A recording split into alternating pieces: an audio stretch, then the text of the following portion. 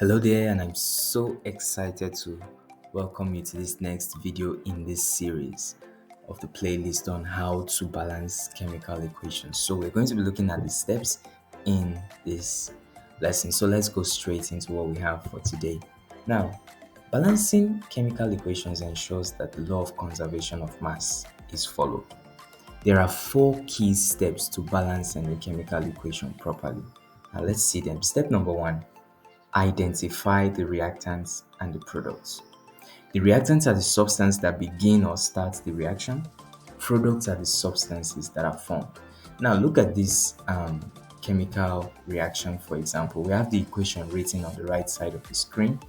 CH4, which stands for methane, reacting with oxygen to produce carbon dioxide and water.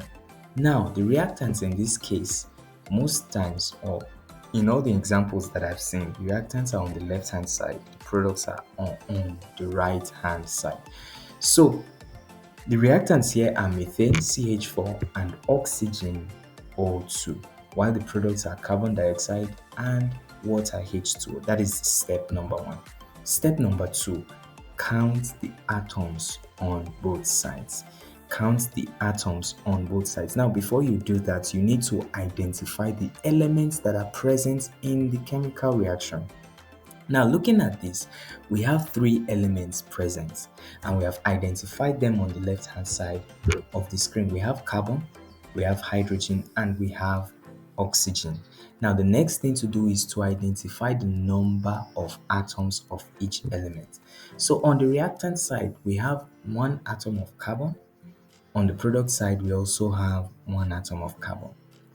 On the reactant side now, for hydrogen, we have four atoms of hydrogen. How did we get four? If you look closely at the equation, you will see that H there has a subscript of 4, or a small number 4 in front of H. I hope you get it now.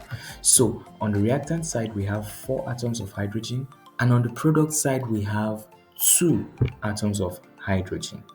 For oxygen now, we have 2 atoms of oxygen on the reactant side, and then we have 3 atoms of oxygen on the product side. How did we get 3? Let's look closely. If you check out CO2 on the right hand side, it contains oxygen, and oxygen there has a subscript of 2.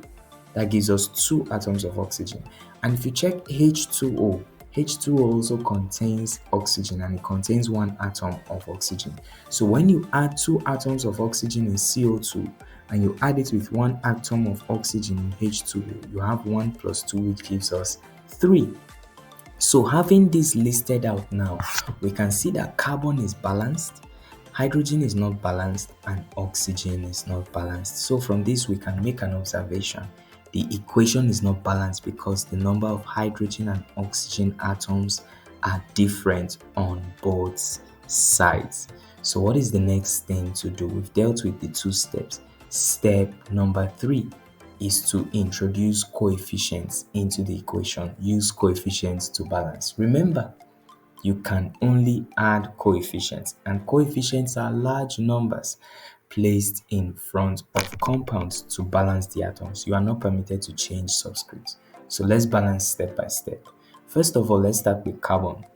Carbon is already balanced with 1 carbon atom on both sides, so we're not doing anything to carbon yet. Let's move on to hydrogen. There are 4 atoms of hydrogen in CH4, or on the left hand side, but there are only 2 atoms of hydrogen on the right hand side. So if there is 4 on the left hand side and there is 2 on the right hand side, what can we do to make the 2 of them equal? It is simple. We simply say we'll multiply the 2 on the right hand side by 2. So 2 times 2 gives us 4. So 4 and 4 become balanced. So to fix this, we put a coefficient of 2 in front of H2O. So the equation goes from this to this. You can see the change in the equation. On the left hand side, we have a normal equation. On the right hand side, we have introduced a coefficient of 2 to H2O. That gives us 4 atoms of hydrogen on both sides. So now carbon is balanced, and hydrogen is balanced as well. So how about oxygen? How about oxygen? Now, before we talk about oxygen, let me clarify something. Some of you may be asking, why did we add a 2 in front of H2O? Is it confusing you? Now, look at this. Before adding the coefficient, right, we had 4 atoms of hydrogen on the left, but only 2 atoms of hydrogen on the right from H2O. Look at this. CH4 plus O2 giving us CO2 plus H2O. If you count hydrogen, just 4 on the left hand side. If you count 2 on the right hand side. So placing a 2 in front of H2O means we now have 2 times 2, which gives us 4 hydrogen atoms on the right, making hydrogen balanced. That was exactly why we did that. I hope it's clear now. So the next step to do is to balance oxygen. Remember, we have balanced carbon, we've balanced hydrogen, and now it's time to balance oxygen. Here is the equation on the top right corner of the screen, the equation that we have presently. So now how do we balance oxygen? Let's check. On the left hand side, we have 2 atoms of oxygen. On the right hand side, however, we have 4 atoms of oxygen now, because you see there is a coefficient of 2 in front of H2O. That means that 2 affects oxygen, which gives us 2 atoms of oxygen. And then in CO2 we have 2 atoms of oxygen. 2 plus 2 gives us 4.